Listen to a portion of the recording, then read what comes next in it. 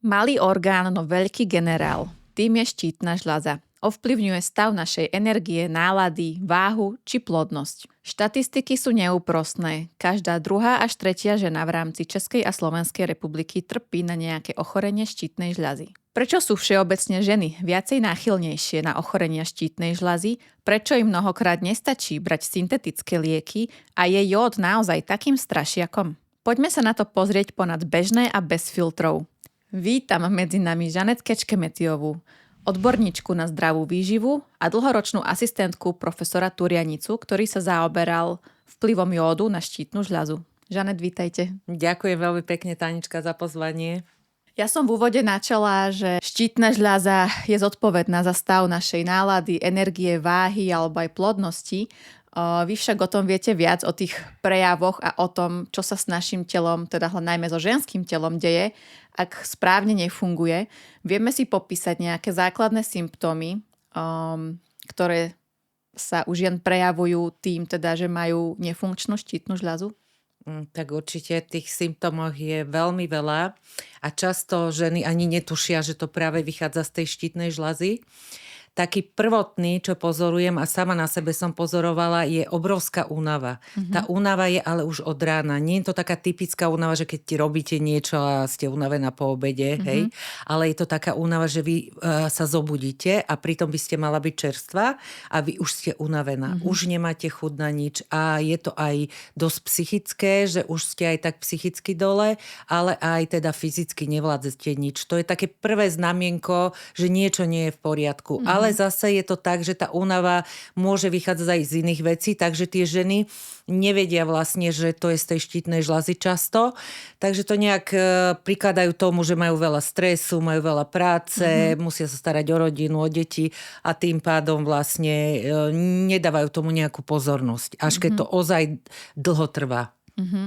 A okrem tej únavy, aké sú možno nejaké ďalšie symptómy? Viem teda, že aj padanie vlasov tam patrí. Áno, padanie vlasov veľmi a to fakt, že vo veľkom. Potom je to často suchá pokožka. Ďalej to bývajú zmeny aj výkyvy nálad, ale aj výkyvy hmotností, že často žena priberá, aj keď v podstate nemá dôvod, že nie je nejak veľa. Takže to je tiež taký ďalší takýto znak, pretože tá štítna žľaza spomalí v podstate svoje fungovanie a tým spomalí aj metabolizmus. Takže často preto tie ženy sú aj také naliaté a priberajú skôr z toho, že fakt, že nie, že by to bolo zo stravy, ale z toho spomaleného metabolizmu. Potom ďalšie, čo mi hodne hovoria, tak je to studené končatiny aj cez deň, aj v noci automaticky.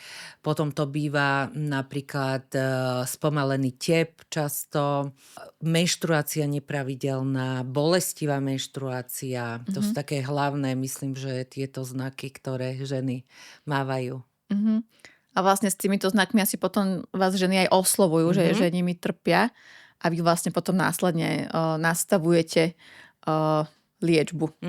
Liečbu by som nepovedala, my neliečíme, musím na to upozorniť, lebo liečia lekári.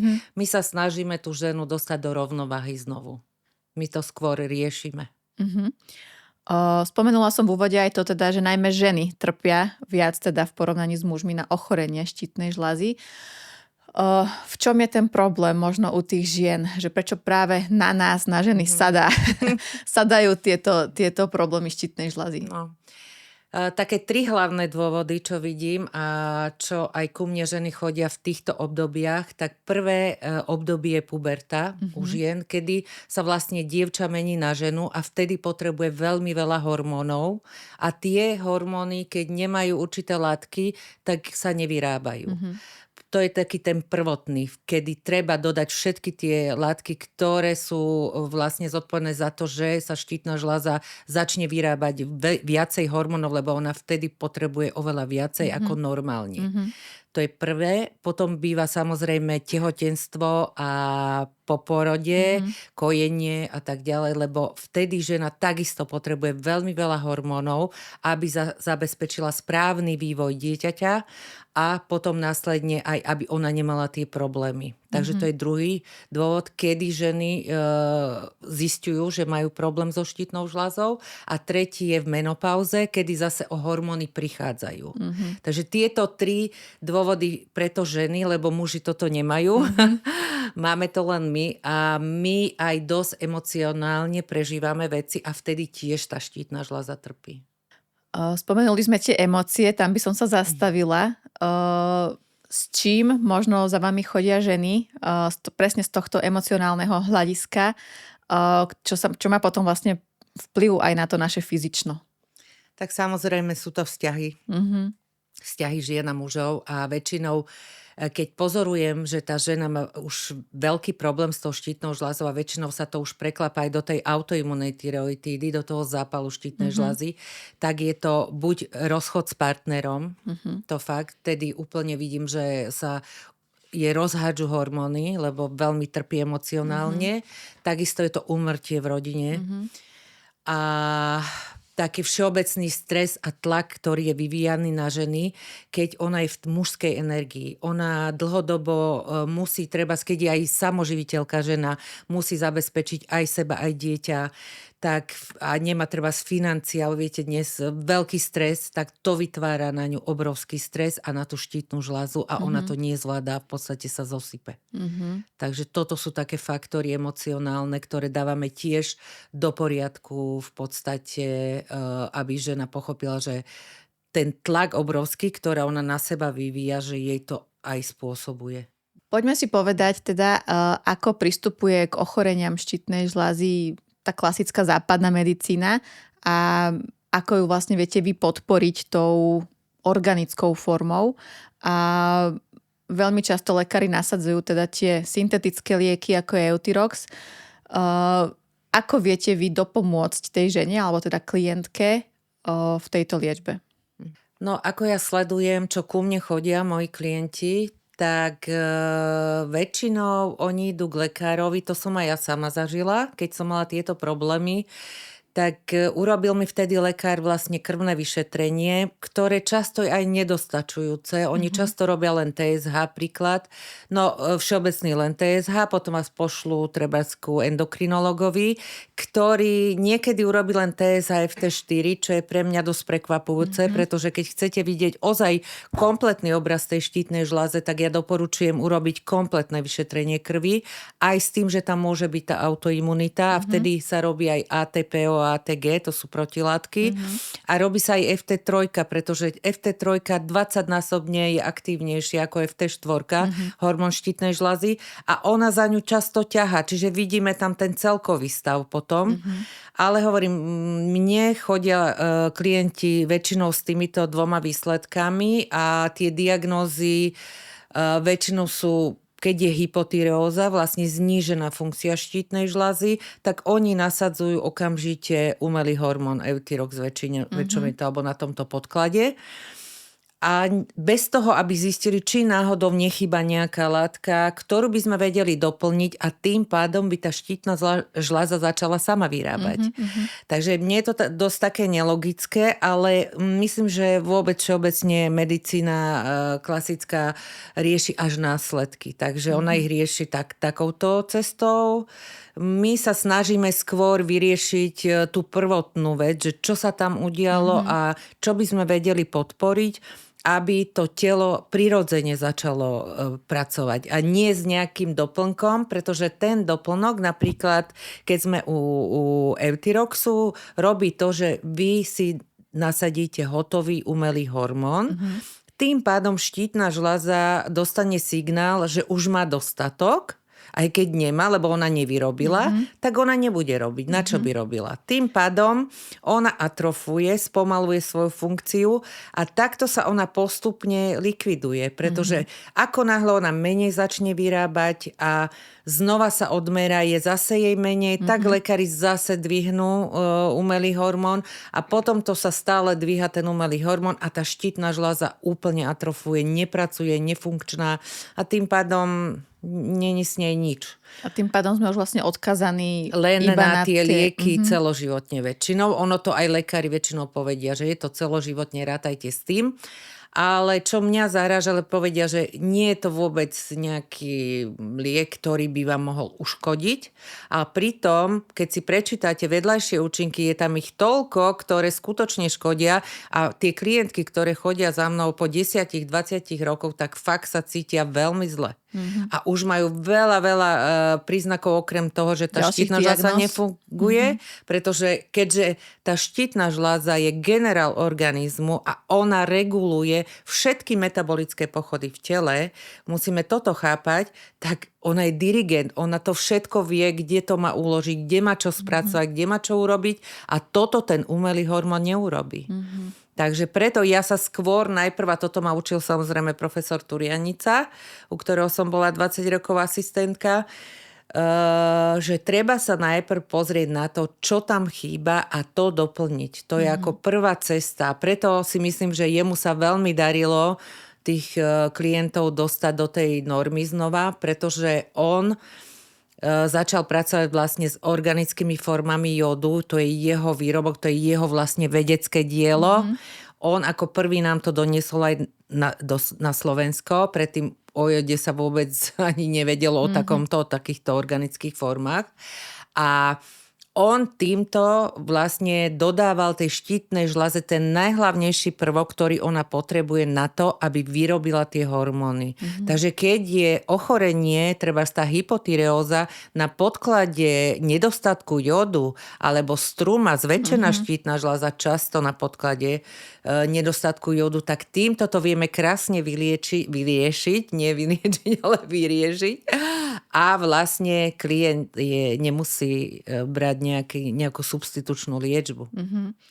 Stretávate sa vo vašej praxi aj s tým, že práve nasadením tej organickej formy toho jodu možno tá atrofovaná štítna žľaza sa začne trošku ako keby zobúdzať a začne opäť fungovať? Presne o tom to je celé. Veľakrát sme dosiahli to, že sme fakt znížili tie lieky postupne. Samozrejme, robíme to veľmi pod lekárskym dozorom, pretože my máme lekárku vedkyňu, ktorá pracovala 50 rokov s profesorom Turianicom a všetko sa konzultuje s ňou, čo je výborné, pretože to je ozaj odborníčka na slovo zatá. A tam vidíme krásne výsledky, lebo je dobre, že na tejto štítnej žľaze si to viete odmerať. Viete si krásne odmerať predtým a potom, ako sa to vyvíja. Takže tam, keď je to na podklade nedostatku jodu, sú nádherné výsledky a veľmi rýchlo. Už tu niekoľkokrát spomíname ten jód. On je tak ako keby častokrát aj zatracovaný alebo nedocenený. Je okolo neho veľa takej polemiky, teda, že či nám naozaj škodí alebo či nám pomáha, tak ako to s ním je? Som veľmi rada, že ste mi položila túto otázku, pretože aj veľa ľudí mi volá, lebo nerozumie tomu, že lekári, keď príde k ním a povie, že začal brať, ona nepovie, že organické formy jod, väčšinou povie, že berie jod, tak oni sa zhrozia a povedajú, preba, pri vašej diagnoze vy nemôžete jod, máte to zakázané. A áno, anorganický jod môže ubližiť štítnej žľaze, keď napríklad je autoimunné ochorenie štítnej žľazy, pri Hashimoto. Väčšinou tam zhoršuje stav, pretože v podstate tam sa dosť aj tie hormóny vyrábajú veľkom a on môže spôsobiť, že ešte viac sa vyrobia a ešte viac tá autoimunita stúpne. Tak preto sa zakazuje, čo aj ja rozumiem a aj súhlasím. Len je škoda, že lekári sa nevzdelávajú, nemajú napríklad na škole vôbec výživu, čo mal profesor Turianica, on aj prednášal napríklad na fakulte poľnohospodárskej v Nitre výživu ľudstva. Bol výborný špecialista na výživu a takisto tento jeho vedecký produkt, vlastne olej Fortuna Vita, kde on dokázal naviazať jód tak na olej, aby z toho vznikli organické formy, lebo ako už opakujem, organický jód neexistuje. Keď niekde čítate, že niekto napíše organický jód, že má, tak to viete, že nerozumie tomu a že v podstate je to len reklamný trik, lebo často dochádzame k tomu, že mi volajú klienti, že jedia riasy a ja ich na to upozorňujem, že keď máte chorú štítnu žľazu, tak riasy vám nerobia dobre, lebo presne aj tam je anorganický jód. To len riasa je organická, viete, ale ona do seba nasaje ten anorganický jód. Toto ľudia nechápu a títo výrobcovia v podstate si urobia nejakú takú reklamu z toho, takže ja to veľmi rada vysvetľujem. Aj profesor to vysvetľoval, oni robili aj výskumy s riasami a zistili vlastne, že skutočne tá riasa môže uškodiť, keď sa zoberie vo veľkom presne tak, jak anorganický jód, ako sme si tu vysvetlili pri tých autoimunných tyroidídach.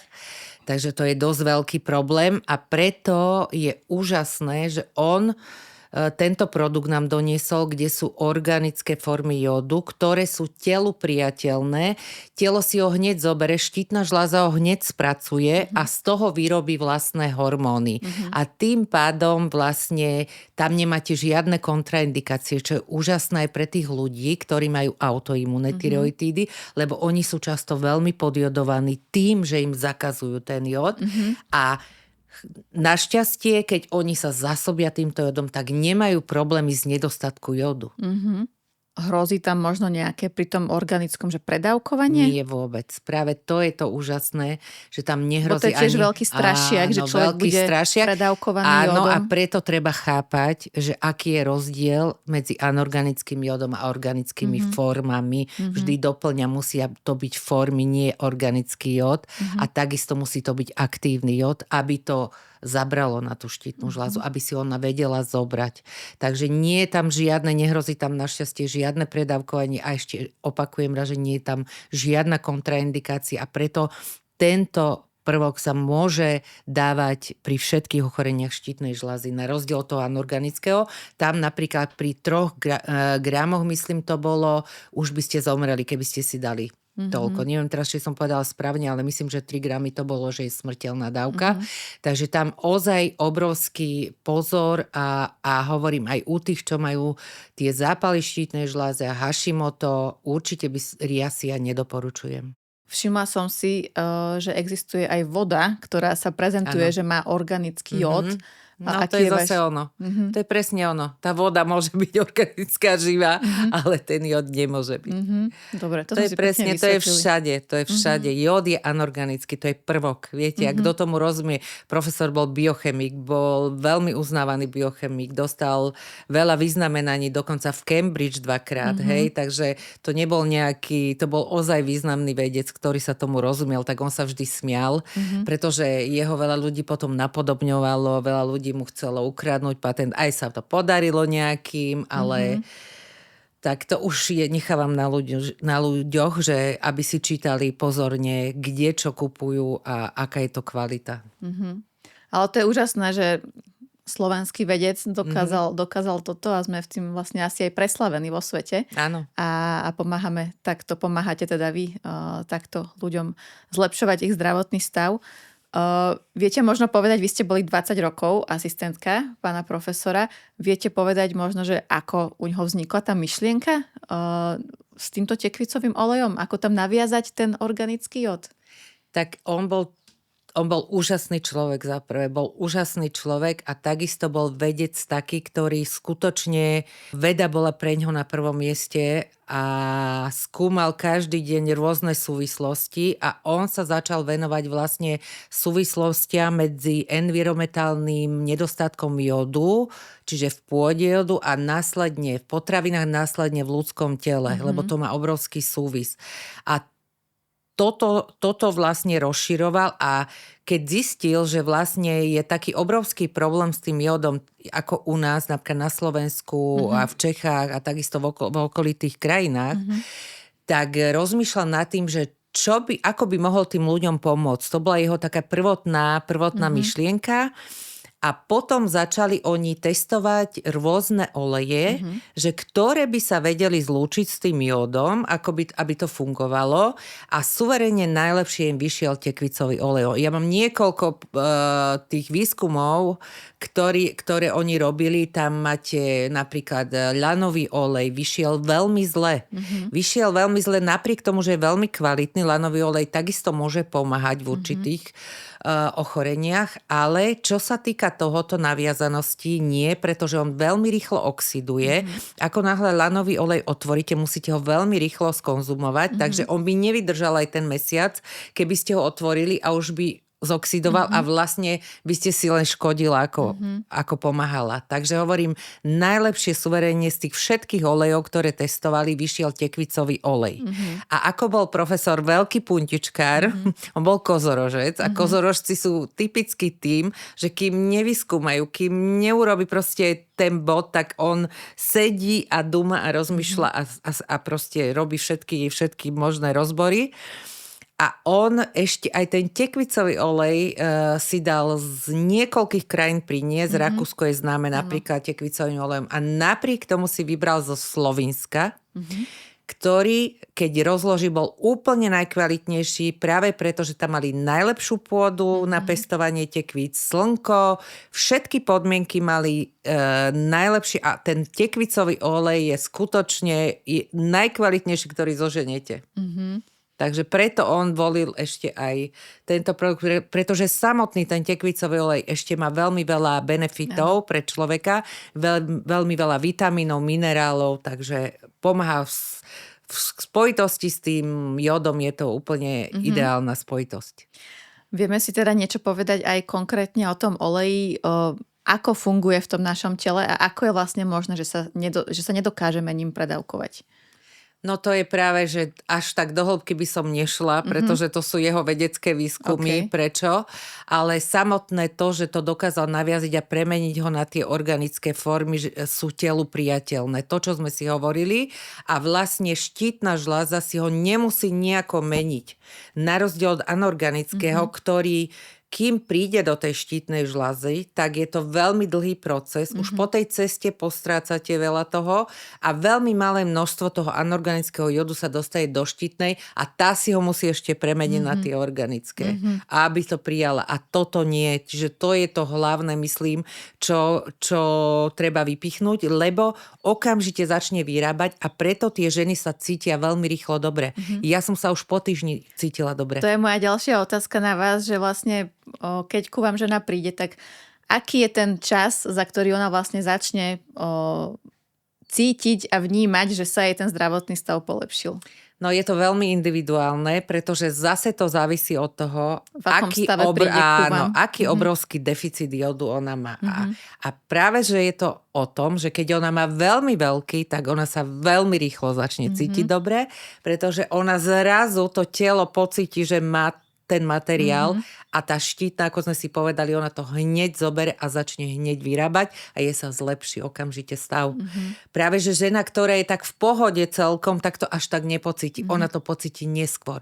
A to väčšinou na tej pokožke, na tých vlasoch, na nechtoch, na tom, že začne chudnúť treba, začne mať veľa energie, to je úplne úžasné. To ako prvé mi hlasia, hej? Že úplne rozkvitnú tie ženy. Tu mi napadá ďalšia súvislosť a to je teda mamičky. Spomínali sme teda to obdobie pred tehotenstvom, že tam je taktiež dôležitý v tehotenstve samotnom a potom samozrejme aj po pôrode. Po pôrode tá žena si myslím, že prechádza ešte väčšími tými hormonálnymi zmenami ako v tom pôrode a častokrát si to presne odnášajú vlasy, pleť, nechty, aj zuby.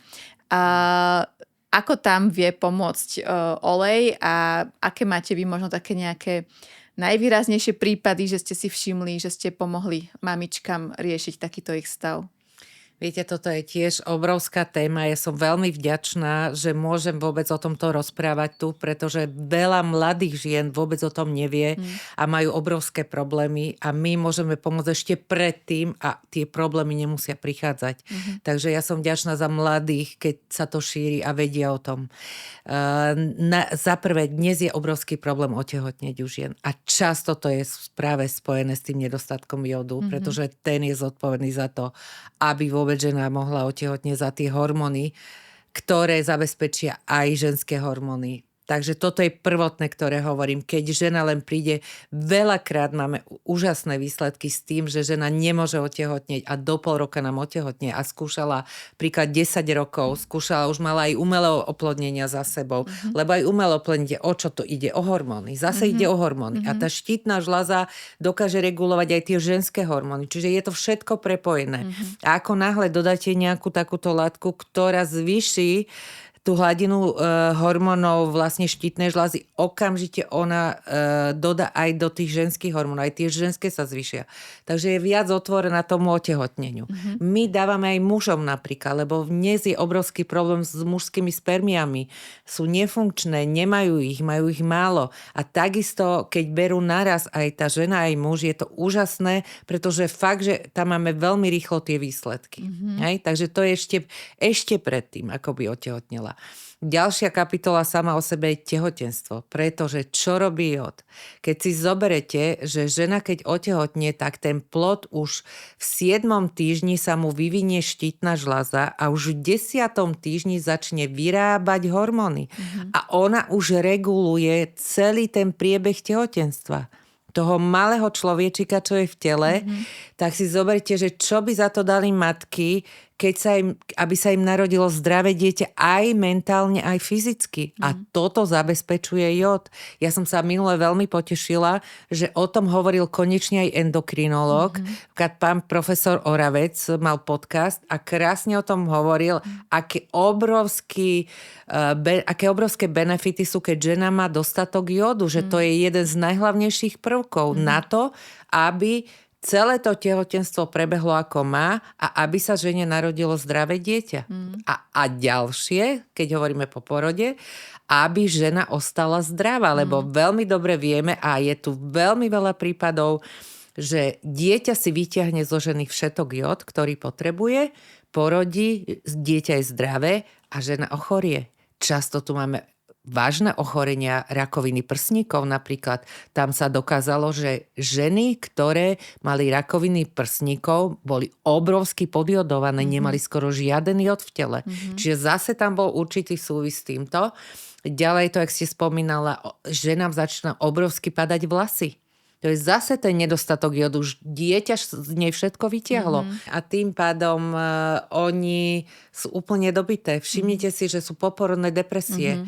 To je ďalší obrovský problém, ktorý by si ušetrili. Keby si dávali dostatok jódu, tak tá matka vôbec nedopadne takto. A to je dneska téma.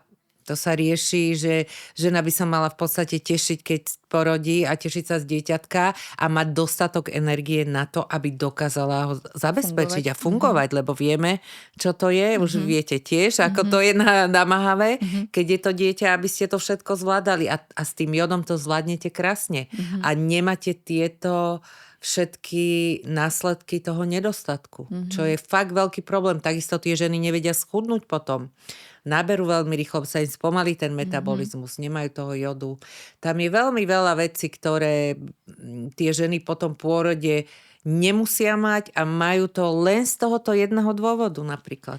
Čiže odporúčali by ste to možno ženám aj preventívne pri prevencii brať, že mamička porodí a nasadí si presne tento olej, aby zabránila presne týmto všetkým popôrodným, či už depresiám, všetkým týmto stavom, ktoré sú veľmi bežné.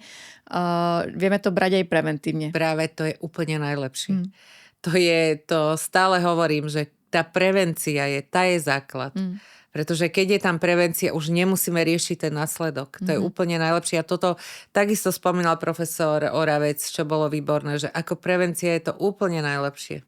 V úvode som spomínala, že tie štatistiky sú neúprosné, že každá druhá až tretia žena v rámci Českej a Slovenskej republiky trpí na nejaké ochorenie štítnej žľazy.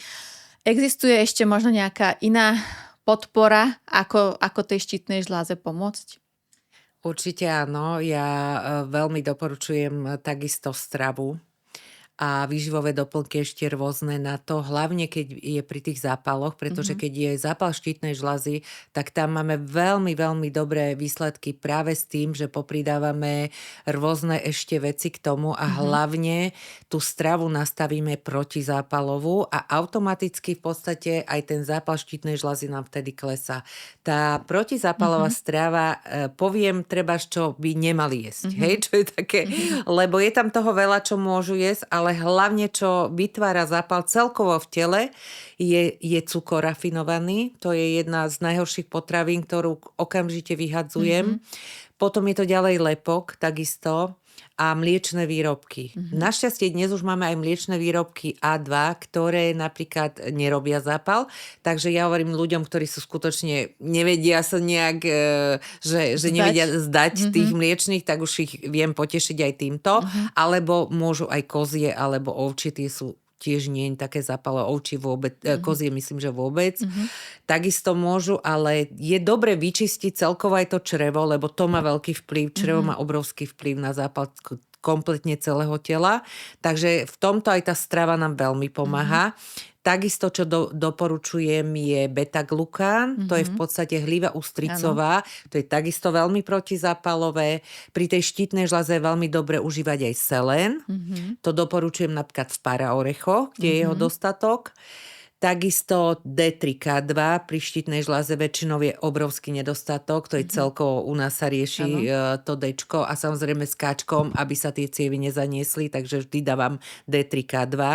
Takisto nám pomáha B-komplex forte a ešte dávam aj magnézium.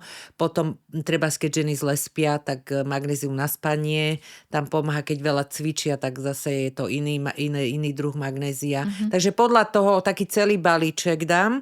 A vtedy máme veľmi dobré výsledky aj s tými zápalovými. Hej, tie zápaly štítnej žľazy, keď sú. Spomenuli sme teda, že veľkú úlohu zohráva strava.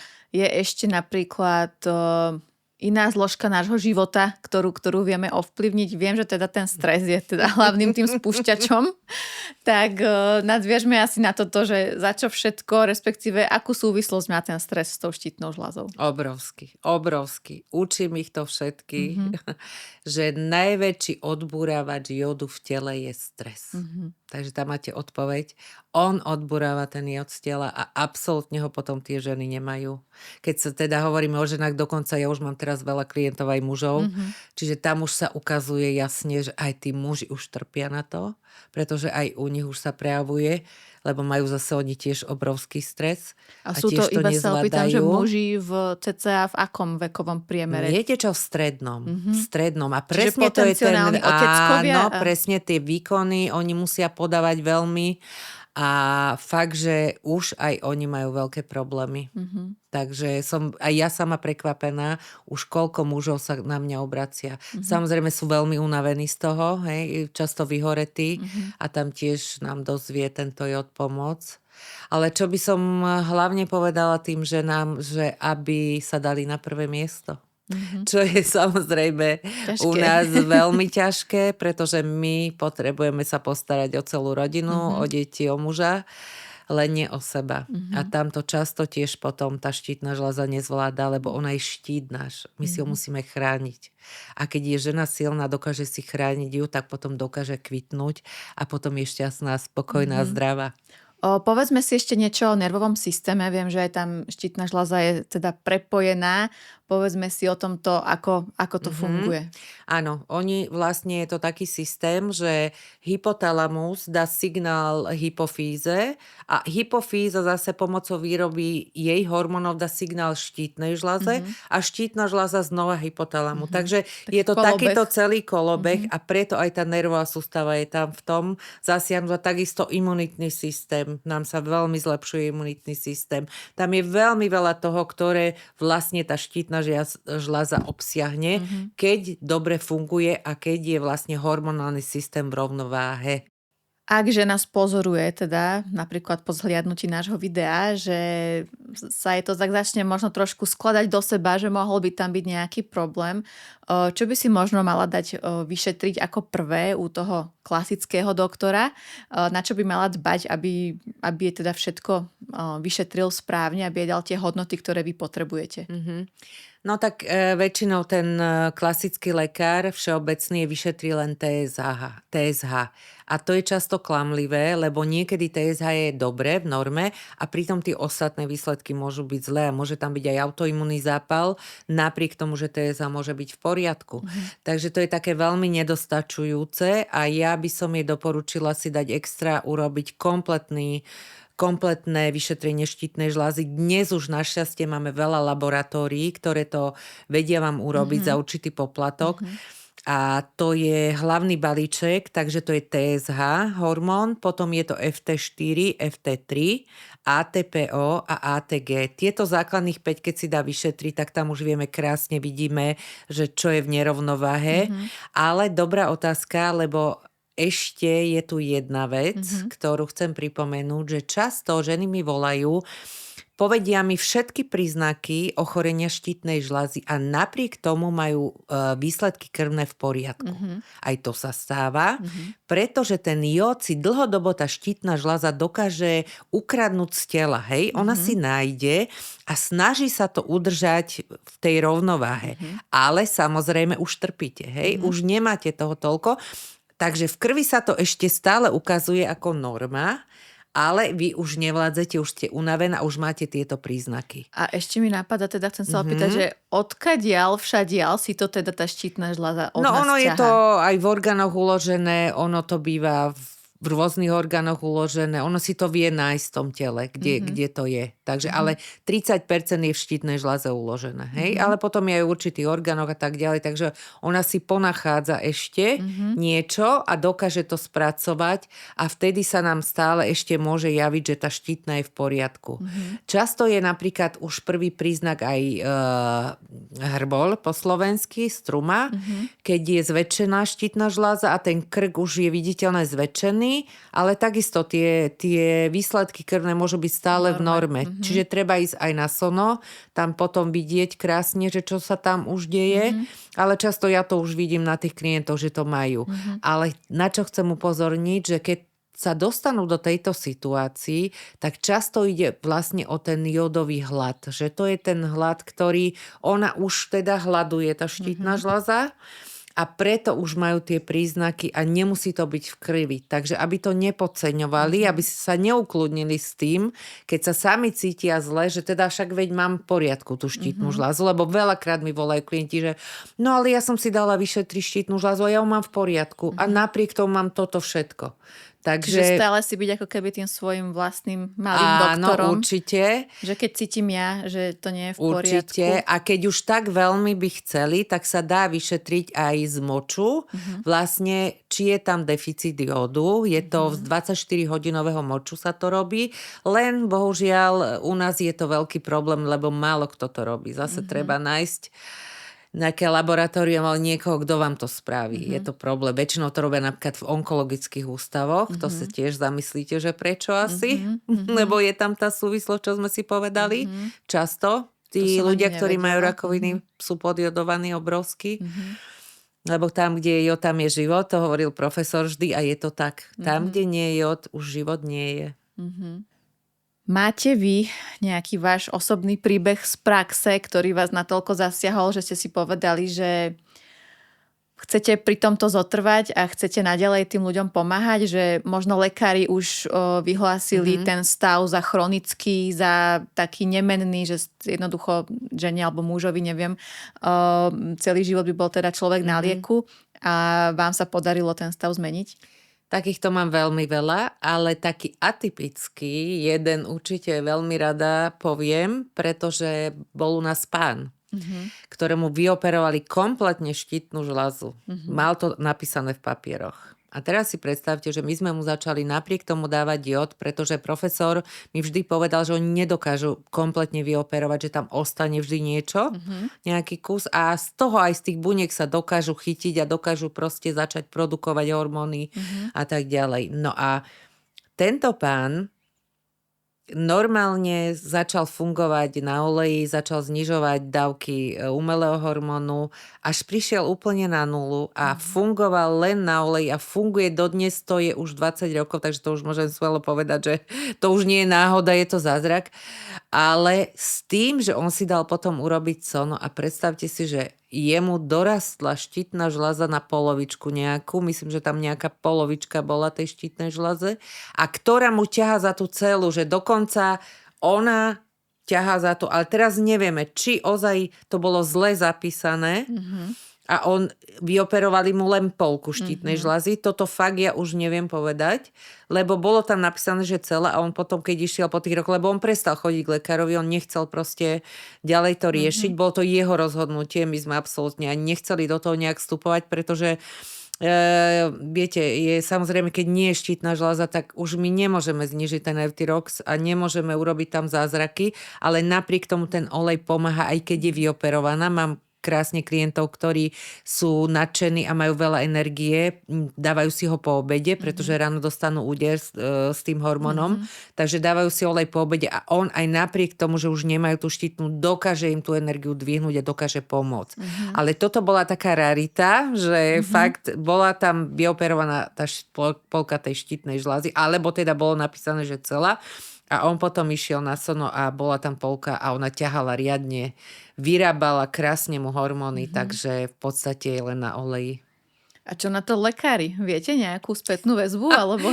Viete, to je taká kapitola, že nejak neviem spätnú väzbu, lebo ten pán sa rozhodol, on sám z tejto skúsenosti, že on proste už nejak lekárov nechce navštevovať, že jemu je veľmi dobre, on je spokojný a on si žije takto. Mňa by len zaujímalo, že či to nejaký doktor docenil a ocenil.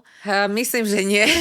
Myslím, že v týchto prípadoch neviem, ako by sa lekár zachoval. Ja poznám, hovorím, len jedného endokrinologa, ktorý dokonca náš olej doporučoval. A to je ten profesor. Áno. Že či teda sa stretávate aj vy na Slovensku, možno v zahraničí s lekármi, ktorí bežne pri liečbe doporučujú práve tento olej. Na moje prekvapenie vôbec a naopak ho zakazujú. A to je pre mňa veľmi divné, áno, pretože práve profesor Oravec, ktorý mal tento krásny podcast, tam sám povedal, aký obrovský dôležitý je jód pre štítnu žľazu, takže ja nechápem, prečo tí lekári ten jód zakazujú, keď je tak veľmi dôležitý, keď oni sami vedia, že to je jedna z látok, ktorá práve spôsobuje to, že tá štítna žľaza vyrába hormóny a vedia, že napríklad v 50. rokoch bol obrovský problém s tým, že bol obrovský nedostatok jódu a rodilo sa veľmi veľa detí s kretenizmom. A to je už vážna diagnóza. A bolo to na podklade nedostatku jódu. Tak tu máte krásnu súvislosť, že čo to vie spôsobiť, ten nedostatok jódu. A vtedy sa začala jodidovať soľ a našťastie sa ten problém znížil, ale nevyriešil. A čím ďalej teraz je väčší stres, tak zase tým je väčší nedostatok toho jódu a tá jodidovaná soľ to už nedokáže nahradiť, pretože tam je viacero, môžeme si aj povedať o tom rozdieli tej jodidovanej soli a organických fóriem jodu u profesora, pretože tá jodidovaná soľ je už v tom balení, keď sa dáva, tak ona keď stojí niekde, je niekde na sklade, tak ten jód z toho odchádza. Takže už je tam menej toho jodu. Teraz zakazujú nám soliť, pretože je vysoký tlak a tak ďalej. Čiže solíme menej, alebo sme ju nahradili zdravými solami. Jak sa hovorí, že napríklad himalajská sol je teraz veľmi populárna. Tieto, ktoré nemajú žiaden jód. Rozumiete? Čiže tá jodidovaná soľ ako keby odišla do úzadia a keď solíte aj s ňou, je tam veľmi málo toho jódu. Už proste na dnešnú dobu, keď dodáte, ja neviem, 20-30 mikrogramov jódu z toho, to je nič. Vy dnes potrebujete, je myslím zákonom nejakých 200-250 mikrogramov jódu denne by sa malo, ale ja vám poviem, že aj to je málo. To je veľmi málo na dnešnú dobu.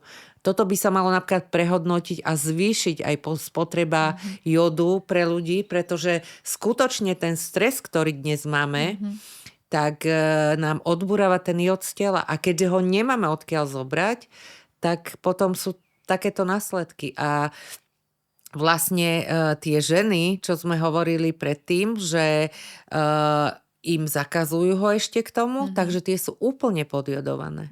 Nemajú absolútne, lebo oni si vyložene vyhýbajú tomu. No ja keď som bola v tehotenstve u endokrinologičky na Sone, tak samozrejme hneď nasadený Euthyrox. A ja som vám potom aj volala. Ona mi povedala, že opýtala som sa jej, že chcem vedieť váš názor na tento olej. Áno.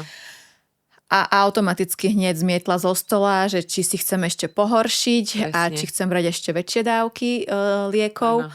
Takže som vedela, že ten lekár asi nie je dostatočne vzdelaný v tomto. Toto je problém. A myslím si, že to je ten najväčší problém u tých Presne. lekárov, že možno oni vedia o tej anorganickej forme, ktorá to Presne. zhoršuje, ale nemajú potrebu alebo chuť, motiváciu si študovať tieto, napríklad túto možnosť, hej.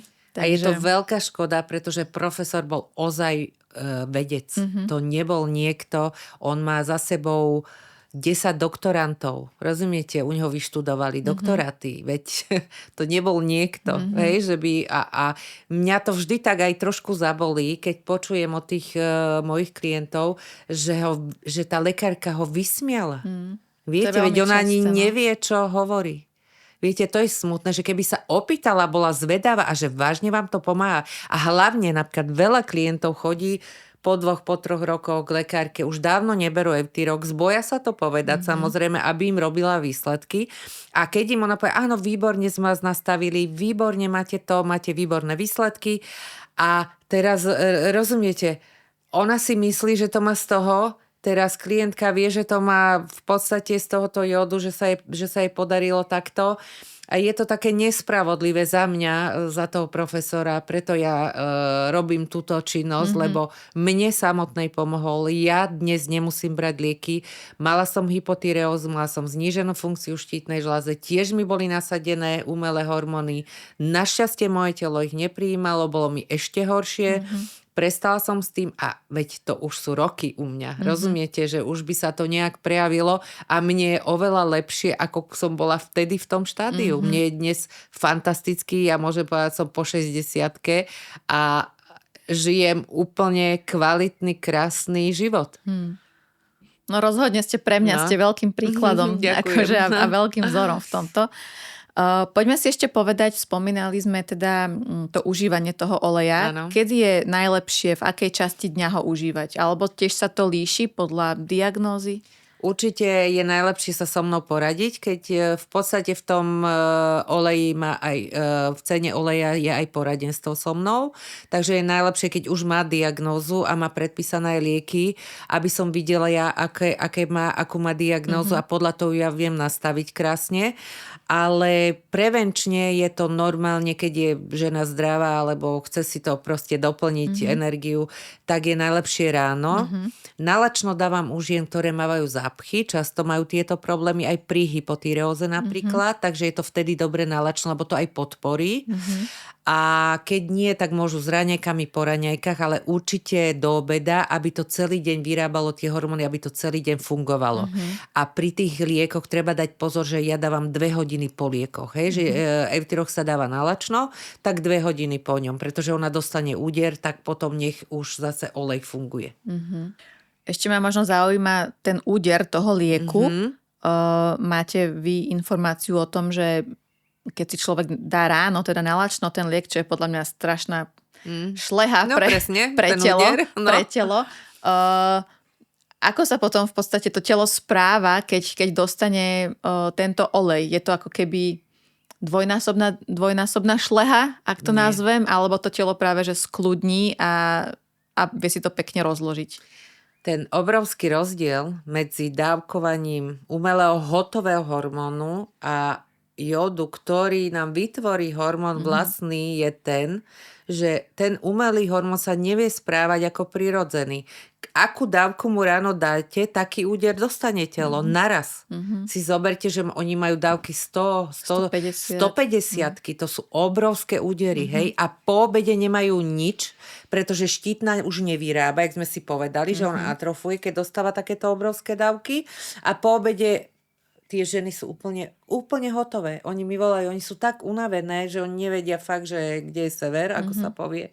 A teraz si zoberte, že my dodáme látku, pomocou ktorej vytvorí štítna vlastné hormóny a začne si to regulovať. Štítna žľaza krásne vie regulovať podľa toho, čo potrebujete. Zoberte si, že ráno sa zobudíte, usmejete sa, no tak ona vidí, že ste sa zobudili, tak pomaličky začne vyrábať. Dojdete do práce, máte obrovský stres, tak ona vie, pozor, je stres, obrovský začnem vyrábať, lebo teraz potrebujeme veľa hormónov na to, aby sa to všetko upratalo. A toto nedokáže umelý hormón. Preto majú tie ženy majú také výkyvy a takisto sú tak veľmi unavené. Ešte mi napadá otázka u detí. Áno. Viem, že bohužiaľ rodia sa teda už aj pod jódované deti, keďže matky možno buď nevedia, že potrebujú, alebo majú nesprávnu liečbu. Ako je to u detí a s užívaním oleja? Takisto tam potom sa dáva podľa kilov a dávkovanie špeciálne, takže tam treba sa skutočne zase poradiť so mnou a podľa tej situácie, koľko to dieťatko má kilov. Tam sa nedávajú takéto veľké dávky, samozrejme ako u dospelých, ale úplne po malinkých množstvách, po kvapkách. A kojace ženy?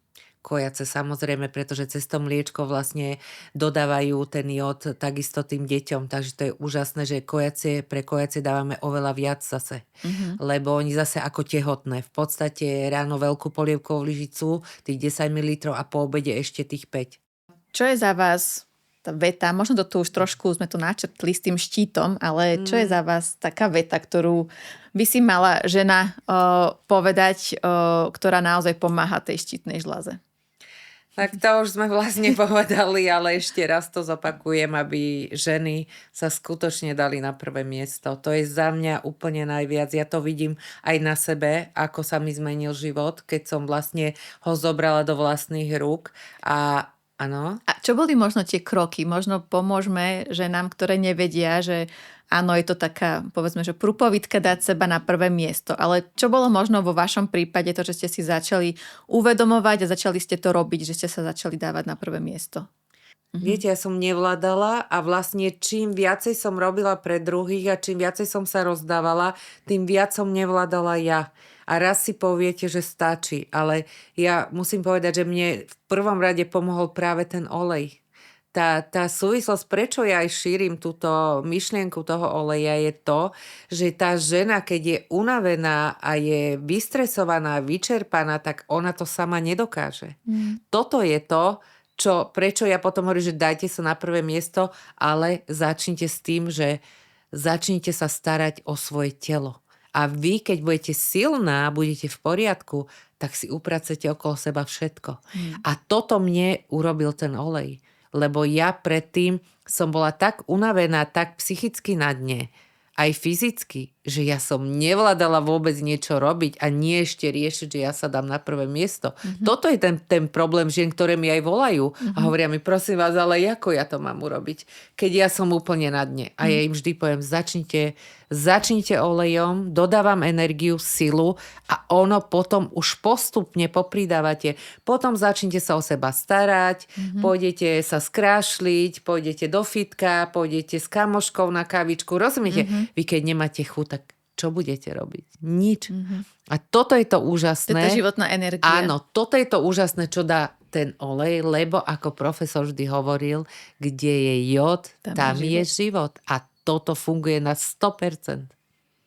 Myslím si, že sme veľmi krásne ukončili naše rozprávanie. Žanet, ja vám prajem veľa silných a pozitívnych príbehov od vašich klientov a ďakujem, že robíte, čo robíte a že ľuďom pomáhate. Ja ďakujem veľmi pekne za pozvanie, Tanička, a prajem si takisto, aby veľmi veľa žien sa pomohlo a aby neskončili tak, ako vidím, že niektoré končia. Odkaz na olej nájdete potom pod našim videom. Ďakujem ešte raz. Ďakujem aj ja.